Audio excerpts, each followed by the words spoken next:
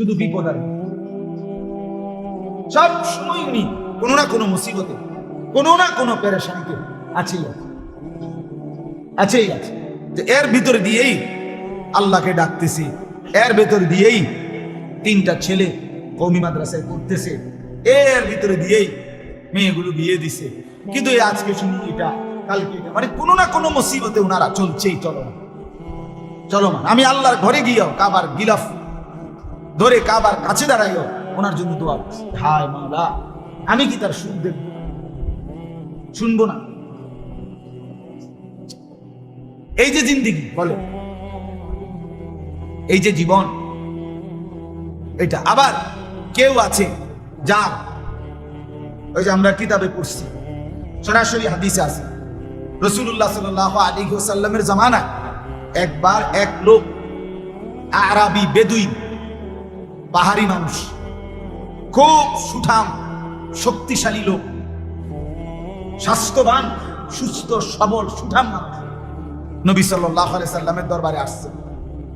আল্লাহ নবী সাল্লাল্লাহু আলাইহি সাল্লাম কোনো কথার প্রসঙ্গে জিজ্ঞেস করছে, তোমার কি কখনো কোনোদিন জ্বর হয়েছে? হুম্মা। সে বলছে, জ্বর কি জিনিস, জ্বর কিভাবে হয়? তার মানে সে জ্বর কখনো দেখে না। নবী সাল্লাল্লাহু আলাইহি সাল্লাম বলছে, তোমার কি কখনো মাথা ব্যথা হয়েছে? সে বলছে, মাথা ব্যথা কিভাবে হয়, মানে মাথা ব্যথা কেমনে হয় সেটা জানে না। আল্লাহ নবী সাল্লাল্লাহু আলাইহি সাল্লাম বলছে, তোমার কি কোনোদিন পেটে ব্যথা হয়েছে? পেট ব্যথা হয় কিভাবে, কেন হয় সে জানে না। অর্থাৎ কোন রোগ কোনদিনও তার না। আল্লাহ নবী সাল্লাল্লাহু আলাইহি সাল্লাম লোকটা চলে যাওয়ার পরে নবী সাল্লাল্লাহু আলাইহি সাল্লাম বললেন, যদি এই মুহূর্তে জাহান্নামী দেখতে মন চায় তো হেরে দেখো।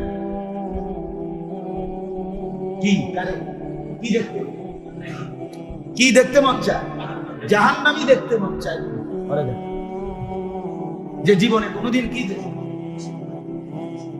একে তো বেঈমান, দ্বিতীয়ত দুঃখ বলতে কিছু দেখেন। 40 বছর ফেরাউনের কোনোদিন কোনো সর্দি কাশি জ্বর মাথা ব্যথা একটা হাসি কাশিও ফেরাউন দেয় না। 40 বছর ফেরাউন, এই 40 বছরে একটানা সম্পূর্ণ রোগ মুক্ত থাকার কারণেই ফেরাউন বলছে, ভাবছে কি রে, আমি তো মানুষ না, আমি তো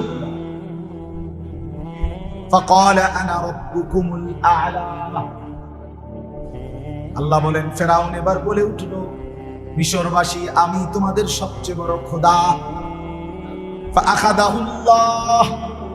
আল্লাহ বলে, সাথে সাথে আমি আল্লাহ বেঈমানকে ধরে ফেললাম।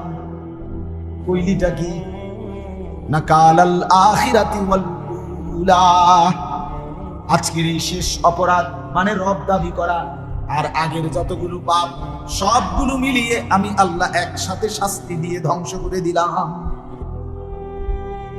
দেখেন, খোঁজ নিন, যেই কোনো ব্যক্তি সে লম্বা সময় দীর্ঘদিন যাবত দিবা নিশি একাগ্রতার সাথে মেহনত করছে, বিনিময়ে আজকে সে পয়সাওয়ালা। আবার আখিরাতের লাইনে দেখেন, যারা যত বড় আল্লাহ পীর বুজুর্গ মাশায়েখ আউলিয়া উলামা, তো ওনারা দিবানিশি আল্লাহর ইবাদত তওবা ইস্তিগফার জিকির তেলাওয়াত দোয়া কান্নাকাটি এর জন্য মেহনত করছে, মনোযোগ দিয়ে, কখনো সুখে কখনো দুঃখে, কিন্তু কোনো অবস্থাতে আল্লাহর ইবাদত ছাড়ে নাই। প্রত্যেক মানুষের আল্লাহর পক্ষ থেকে মানুষের জীবনে 2টা অবস্থা হয়, একটা হলো কবজ, একটা হলো বাস্ত, আরবি শব্দ। অর্থাৎ কখনো কখনো আল্লাহ তাআলা বান্দার দিল সংকুচিত করে দেয়, এজন্য তখন বিষণ্ণ ভাব লাগে, অস্থিরতা লাগে। আবার কখনো কখনো বান্দার অন্তর আল্লাহ তাআলা প্রফুল্ল বানায়, প্রসার করে দেয়, তখন খুব হাসি খুশি, খুব জজবা, খুব করবে, এরকম একটা স্পিরিট থাকে। একজন মুসলমানের জন্য নিয়ম হলো, আমার দিলের অবস্থা যখন যেরকমই হোক না কেন, আমি আমার আল্লাহর ইবাদত আমার ছাড়া যাবে না। মন ভালো থাকুক বা না থাকুক, সেজদা আমাকে দিতেই হবে। সংসারে আমার হাজারটা বিপদ থাকুক, আবার এই মুহূর্তে সংসার খুব হাসি খুশি চলুক, নামাজ আমাকে পড়তেই হবে, আল্লাহর বন্দিগি আমাকে করতেই হবে। এটাকে বলে মুমিন। এটা ইখলাস, এটা নিষ্ঠা, এটা একাগ্রতা, এটা মনোযোগ, এটা ধারাবাহিকতা। এটা দুনিয়ার লাইনেও মানুষকে সফল বানায়, আখিরাতের লাইনেও মানুষকে সফল বানায়। আমরা ছোটবেলায় উস্তাদদের মুখে শুনছি, ফামান তালাবাল উলা সাহারাল বায়ান, যে উচ্চে উঠতে চায়, বড় হতে চায়, তাকে বহু রাত জেগে থাকতে হবে, বিনিদ্র রাত তাকে জাগতে হবে। তার মানে ধারাবাহিক বহুদিন মেহনত করতে, মেহনত করতে। আমার এই ছোট্ট জীবনে আমার মনে আছে, এগুলো বললে এখন আর সারা রাত লাগবে। আমি 2005 সাল থেকে কম বেশি আল্লাহর কথা বলার আল্লাহ তৌফিক দিচ্ছেন। তা আজকে 2024 সাল, কথা বুঝছেন, প্রায় 19 বছর। এই 19-20 বছরের ভিতরে কত সুখ, কত দুঃখ, কত প্রাপ্তি অপ্রাপ্তি, আনন্দ বেদনা জমা আছে, এগুলো বললে সারা রাত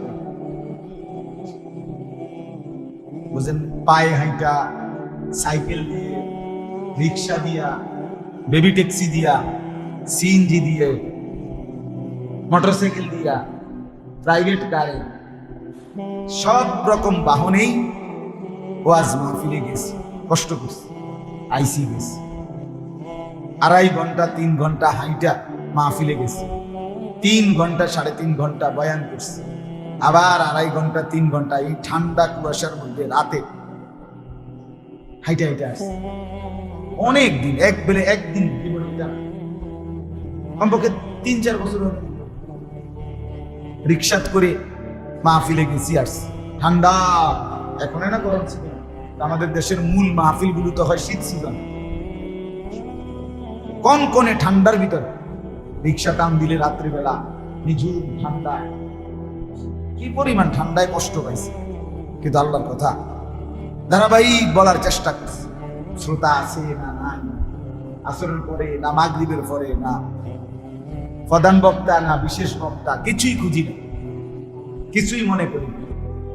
যখন যেমনি মূল্যায়ন করছে যে যা, আলহামদুলিল্লাহ আলহামদুলিল্লাহ, খালাস। আমি 2.5 ঘন্টা 3 ঘন্টা, একবার মাদ্রাসার কাছে সোনাগন্ধা পাশেই, খুব কাছাকাছি বয়ান করছে, 2.5 ঘন্টা 3 ঘন্টার পরে উনি মাহফিল হলো আমার কাছে, হুজুর খিচুড়ি রাখছি খাইবেন। আমি বেটার কথা এত কষ্ট লাগছে, কি তারে এতক্ষণ ওয়াজ নাই না বক্তা, আমি তারপরে আমি খিচুড়ি খাবো, আমি বললাম না চাচা, আমি মাদ্রাসার থেকে খাইয়েই আসছি, আমার খিদা নেই। মানে হঠাৎ মনটা কষ্ট লাগছে, তার খাই নাই। মাদ্রাসায় গিয়া খাদেম যে ছেলে আমার বাতুটা, তারে ডাক দিলাম, জাকির আমি তো ভাত খাই আইছি না, ওইখানে খাইছি না, খানা আসেনি, ভাত খাম। সে কইতে হুজুর আমি তো আপনার বাতুটাই খাই আইছি, খায়, কারণ হে তো জানে আমি মাহফিলেতে খাইয়াম, তো হে তো খাইবি, আমার ভাত হে খাইয়া গেছে নাই, অল্প দুটো ভাত আছে বাড়িতে, কয়টা ভাত আছে, তরকারি নেই। পরে ডিম ভাজি করে খাইছি, খালাস। মানে বললাম এগুলো অনেক কথা। এই কোম্পানিগঞ্জ স্টেশনে 2 ঘন্টা 3 ঘন্টাও আমি দাঁড়াইছিলাম, সিএনজি নাই, রাতে গাড়ি নাই, পিকআপে করে আমি গেছি কুমিল্লা, আমার বাসায় কুমিল্লা শহরে ঠাকুরপাড়া, অনেক কিছু। কিন্তু ধারাবাহিকভাবে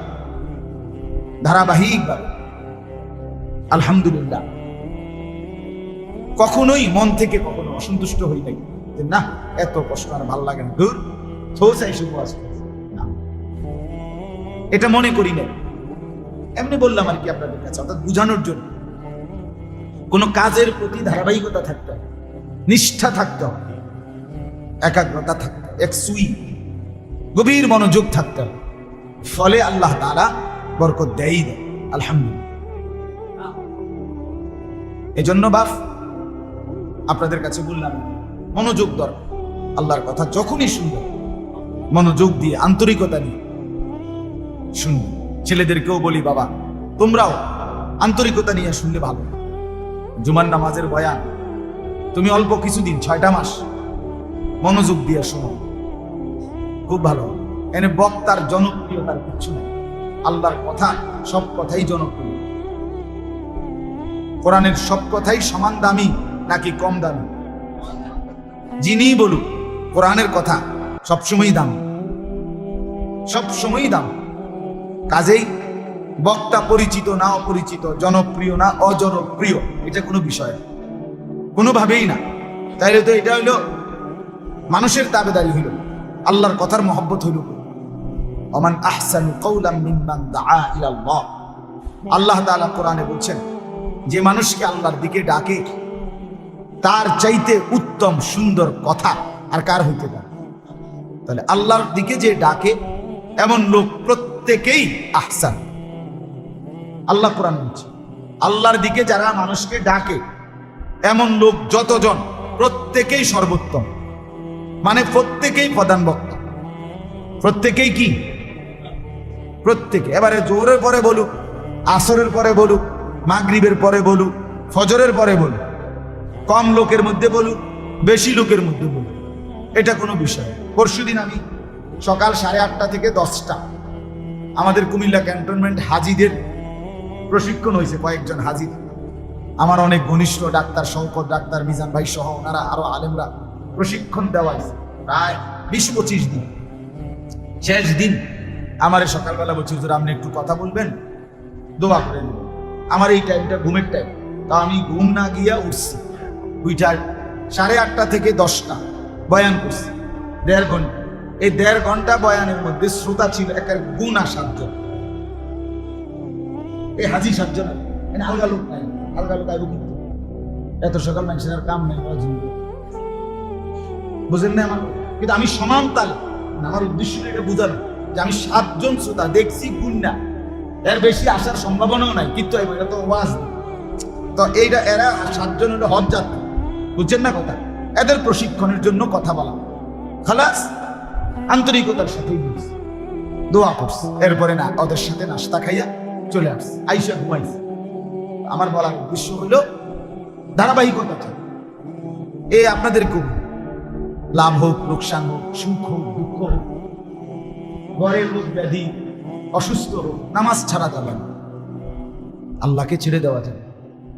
ফাজাইলে হজ, ফাজাইলে আমালের সাথে যে আরেকটা কিতাবের তালিম হয়, ওখানে স্পষ্ট আছে ফাজাইলে হজ্জের মধ্যে চাচা ভাতিজার হজ্জের ঘটনা আছে।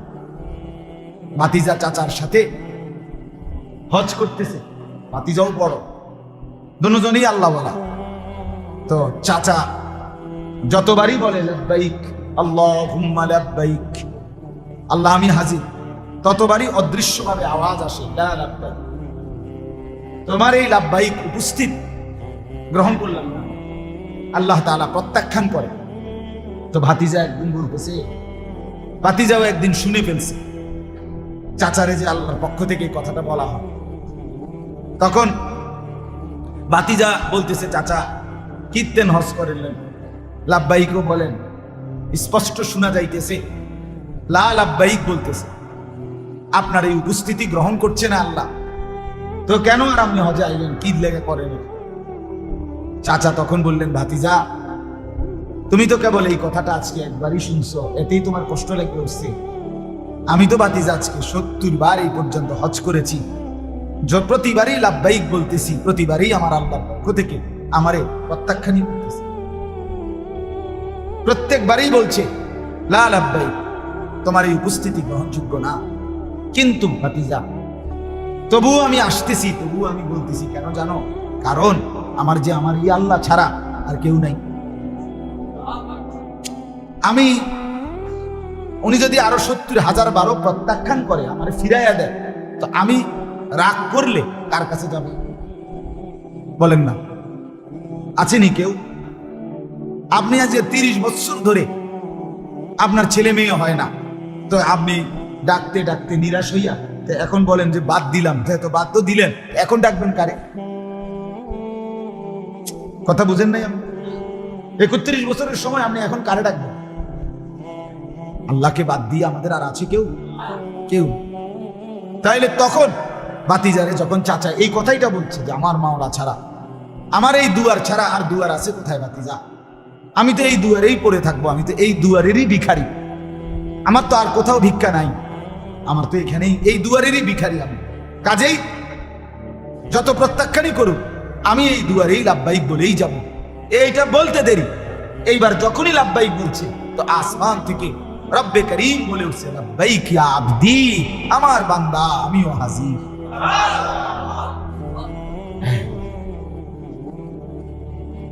70 বারের পরে রব গ্রহণ করে এই জন্য বললাম এটা গুরুত্বপূর্ণ বিষয়।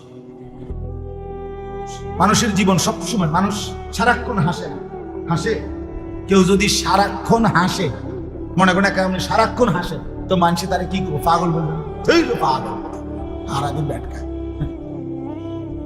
এটা কি সারাক্ষণ ব্যাটকায় থাকে, এটা বলবে কি না বলে? তাহলে বোঝা গেল কে হই সারাক্ষণ হাসে। মানুষের জীবন সুখে দুঃখে আনন্দ বেদনায় ভরা, কখনো রোদ কখনো বৃষ্টি, কখনো রাত কখনো কি দিন, কখনো আলো কখনো কি অন্ধ, ঠিক প্রত্যেকটা জোড়া জোড়া আল্লাহর সৃষ্টি, সব কি জোড়া জোড়া, সব জোড়া। আমরা আপনারা সব জোড়া যদিও আমরা বলতে নাও পারি, জানি না, কিন্তু আল্লাহর ইলমে সব জোড়া জোড়া।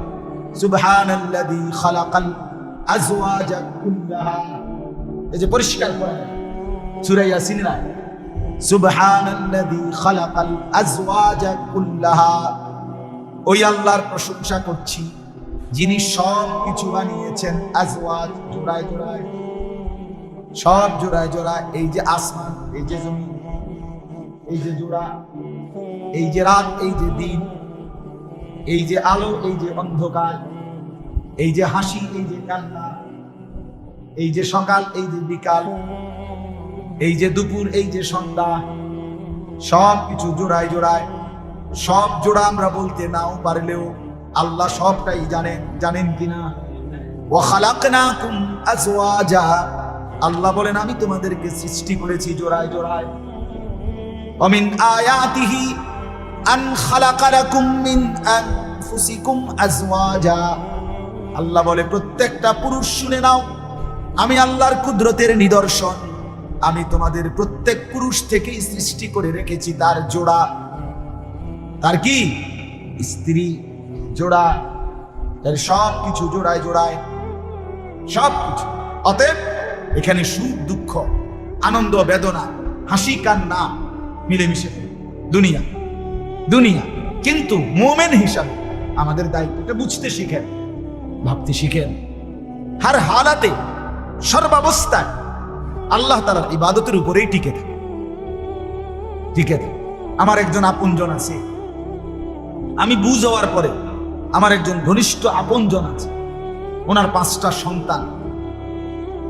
আমি বুঝ হওয়ার পরে সারাটা জীবন, আজকে আমি বুঝ হওয়ার পরে আজকে মনে করেন আমি যদি সেই 12 বছর বয়স থেকে খোঁজখবর নিয়ে থাকি ওনার, আজও আজকে আমার 42 বছর, তো ধরেন 30 বছর, এই 30টা বছর আমি দেখে যাচ্ছি উনি আর জীবনে শুধু বিপদ আর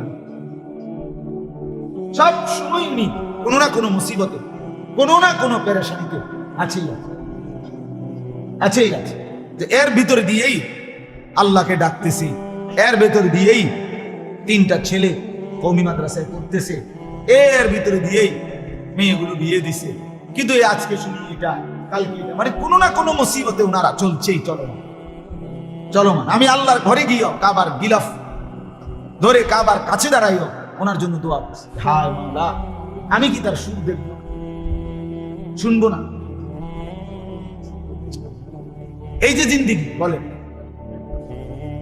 এই যে জীবন, এটা আবার কেউ আছে যার, ওই যে আমরা কিতাবে পড়ছি, সরাসরি হাদিসে আছে, রাসূলুল্লাহ সাল্লাল্লাহু আলাইহি ওয়াসাল্লামের জামানায় একবার এক লোক, আরাবি বেদুইন, পাহাড়ি মানুষ, খুব সুঠাম শক্তিশালী লোক, স্বাস্থ্যবান সুস্থ সবল সুঠাম মানুষ, নবী সাল্লাল্লাহু আলাইহি সাল্লামের দরবারে আসছে। আল্লাহ নবী সাল্লাল্লাহু আলাইহি সাল্লাম কোনো কথার প্রসঙ্গে জিজ্ঞেস করছে, তোমার কি কখনো কোনোদিন জ্বর হয়েছে? হুম্মা, সে বলছে জ্বর কি জিনিস? জ্বর কিভাবে হয়? তার মানে সে জ্বর কখনো দেখে না। নবী সাল্লাল্লাহু আলাইহি সাল্লাম বলছে, তোমার কি কখনো সুদা মাথা ব্যথা হয়েছে? সে বলছে, মাথা ব্যথা কিভাবে হয়, মানে মাথা ব্যথা কেমনে হয় সেটা জানে না। আল্লাহ নবী সাল্লাল্লাহু আলাইহি সাল্লাম বলছে, তোমার কি কোনোদিন পেটে ব্যথা হয়েছে? পেট ব্যথা, পেট ব্যথা হয় কিভাবে, কেন হয়, সে জানে না। অর্থাৎ কোন রোগ কোনদিনও তার নাই। আল্লাহ নবী সাল্লাল্লাহু আলাইহি সাল্লাম লোকটা চলে যাওয়ার পরে নবী সাল্লাল্লাহু আলাইহি সাল্লাম বললেন, যদি এই মুহূর্তে জাহান্নামী দেখতে মন চায় তো হেরে দেখ।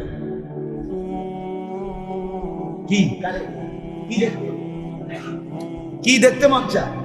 জাহান্নামী দেখতে মন চায়, ঘরে দেখ। যে জীবনে কোনোদিন কি দেখ,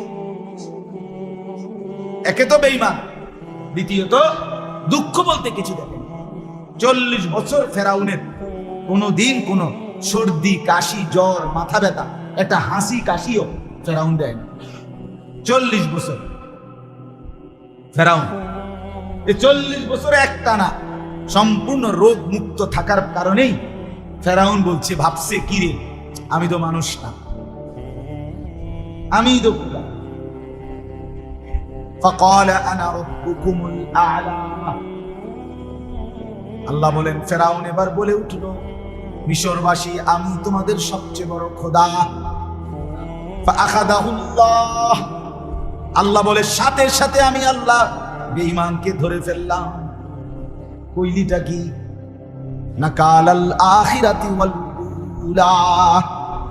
আজকের এই শেষ অপরাধ মানে রব দাবি করা আর আগের যতগুলো পাপ সবগুলো মিলিয়ে আমি আল্লাহ একসাথে শাস্তি দিয়ে ধ্বংস করে দিলাম। এজন্য রব্বুল আলামিন ছাড় তো দেয় অনেক দিন, কিন্তু টোটাল ছেড়ে দেয় না। বুঝেন নাই? একদম ছেড়ে দেয় না, ছাড় দেয়, ঢিল দেয়, কিন্তু হাত ছাড়া করে না রশি। আমরা সব সময় বলি এটা, যেই বাচ্চা ঘুড্ডি উড়ায় সে তো লম্বা সময় ধরে সুতা ছেড়ে দেয়, একটার পর একটা সুতা ছাড়ে, ঘুড়ি অনেক দূরে চলে যায়। কিন্তু বুদ্ধিমান ছেলে 1 মিনিটের জন্য নাটাই ছাড়ে না।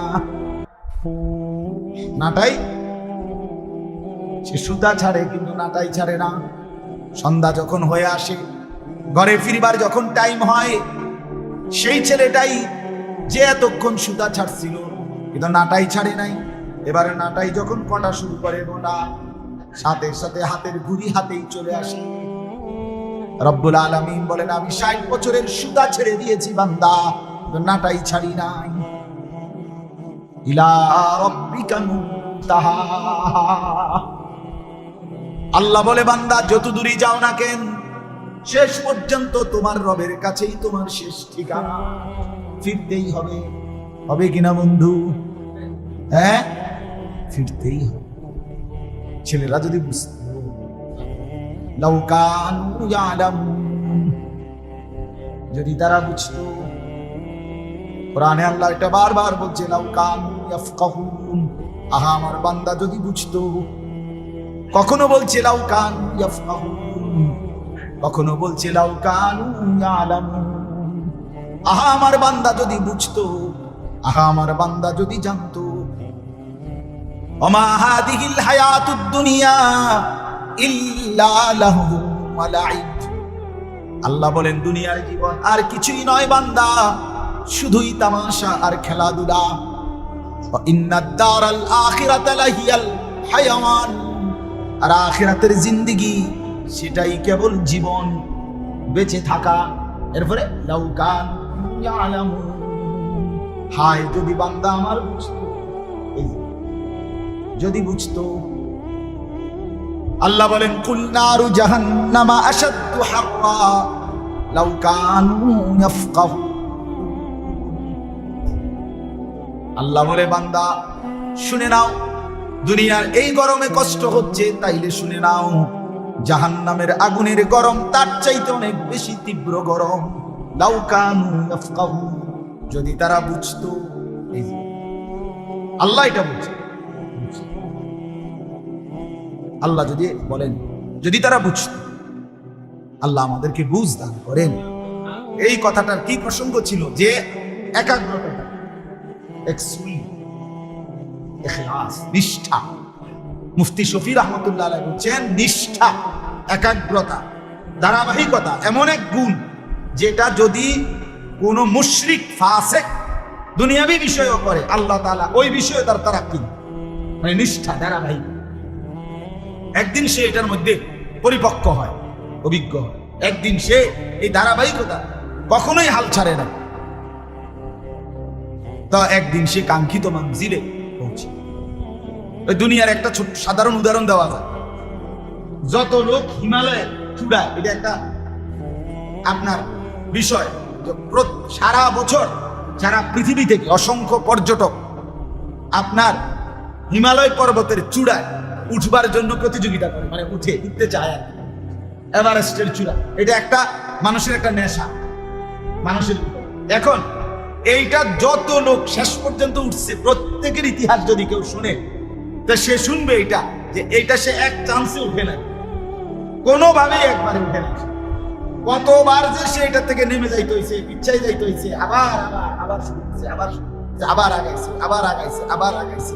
একদিন সে সত্যি সত্যি এভারেস্টের চূড়ায় বিজয়ের পতাকা উঠে গেছে, সফলতার দুনিয়ার দৃষ্টিতে। তাইলে যেই কোনো মানুষ, এটা গুরুত্বপূর্ণ। আপনাদেরকে বললাম, ছেলেদেরকে বললাম, আজ মুসলমানের আমরা অল্পতেই হাল ছেড়ে দেন, একটু থেকে একটু 19-20 হইলে আল্লাহকে বাদ দিয়ে আর হইতো না। এত পেরেশানির ভিতরে কি নামাজ, হের বউর সিজার হইতে আছে, টেনশন পেরেশানির কারণে জোহর, আসর, মাগরিব, এশা সব বাদ, পেরেশানির ভিতরে আছে। বউর সিজার, ছেলেটা বিদেশ যাবো, ফ্লাইট হইতে আছে না, বিমান লেগে দাঁড়ায় রয়েছে, ফ্লারে একবার সিট সাইনা দেয়, বহর আইনা দিতে আছে, এত ঝামেলা, আসর, মাগরিব, এশা, একটা ঝামেলা না, ফোলা বিদেশ যায়, খামখেয়ালি কথা, এত বড় পেরেশানি কি নামাজ? নামাজ কি যাইগেন? ফোলা না জায়গা, নামাজ তোর জায়গা। এই সামান্য অজুহাতে নামাজ ছিল।